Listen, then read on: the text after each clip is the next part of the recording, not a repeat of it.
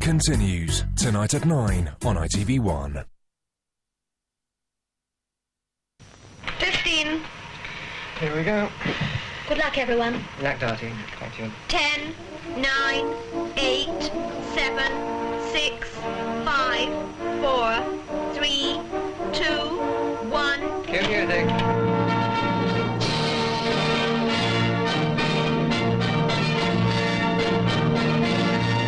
This is Anglia Tonight. For 50 years, bringing the news from where you live on ITV.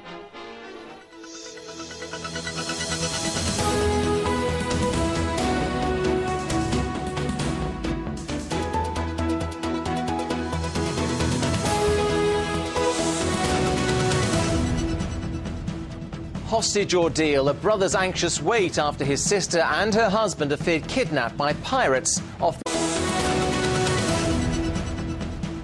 Hello from Jonathan and from me. Welcome to our special birthday programme. We're celebrating 50 years on air, so stay with us for the celebrations. Natalie's getting ready in reception. Yes, there'll be cake, champagne and more fabulous memories. Jonathan and Becky, come and join the party later.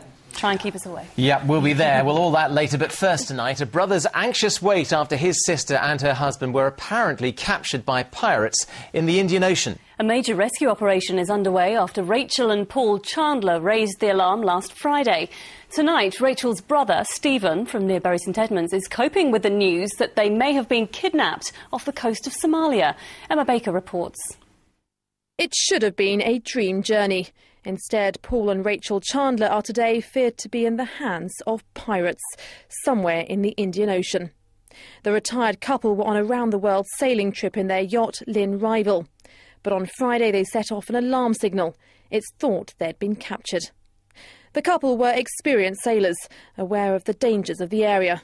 But today at home in Ixworth near Bury St Edmunds, their family are worried for their safety. Well, obviously we're very concerned. They were well aware of the risks they were taking. But we're obviously concerned with the possibility of pirates in the area. Paul and Rachel Chandler have been sailing around the world for the last 2 years.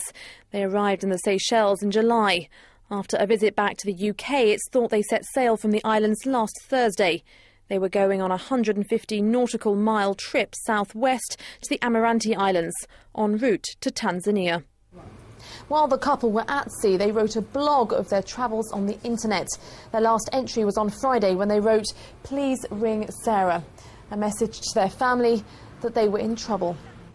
Their journey was taking them close to Somali waters, which have become notorious for pirate attacks on ships and smaller boats in the past few months.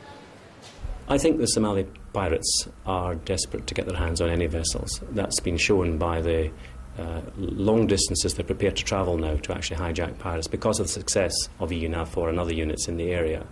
And taking smaller vessels such as yachts. It's not the first yacht they've taken, but taking yachts, which are low-priced targets, shows another desperate act on their behalf to try and gain some money. The Foreign Office says it's urgently investigating the situation, while the rescue mission in the Indian Ocean continues. Today, a man who gave his name as Hassan has contacted a news agency saying the couple were in good hands and that a ransom demand would follow. But the family say the couple have no money to give.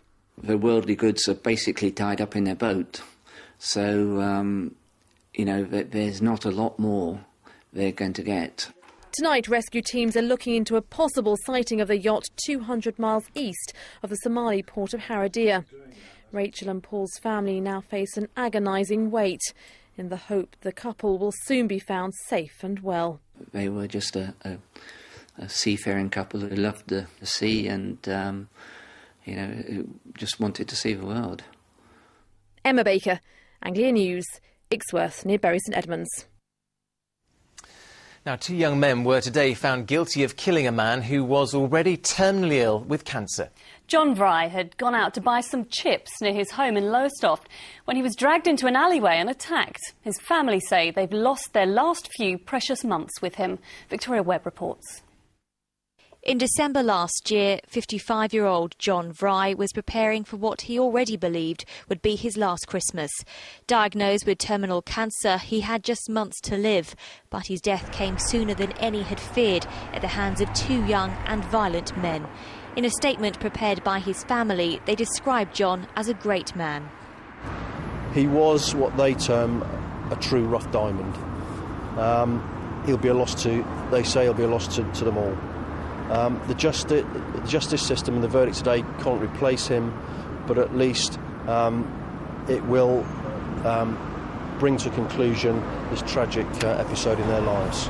On the night of the 3rd of December, Mr Vry left his home on London Road South in Lowestoft to get some chips when he was dragged into this alleyway and subjected to a violent attack.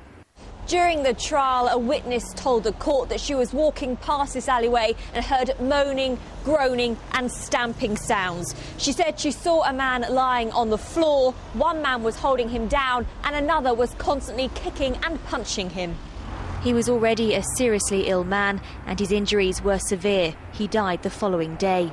Today, 23-year-old James Killingback and 17-year-old Aaron Breffett were found guilty of his murder. The police still don't know why they did it. Despite it being nearly a year since the attack, this murder has left a lasting impact on the community. I think it has affected quite a lot of people. They don't walk out at night like we used to. You know, it wasn't too bad before that happened. But I think there are, you know, bad feelings about it still. Not a very nice place anyway, and I wouldn't like walking by it at night time. John's killers will find out how long they must serve in prison when they're sentenced next month. His family said that even today's verdicts could never replace the months of John's life that was stolen with this crime. Victoria Webb, Anglia News, Ipswich. We are watching Anglia tonight. It's 6:07. Great to have you with us on this, our 50th anniversary. Yeah, do stay with us as we look back at our proud history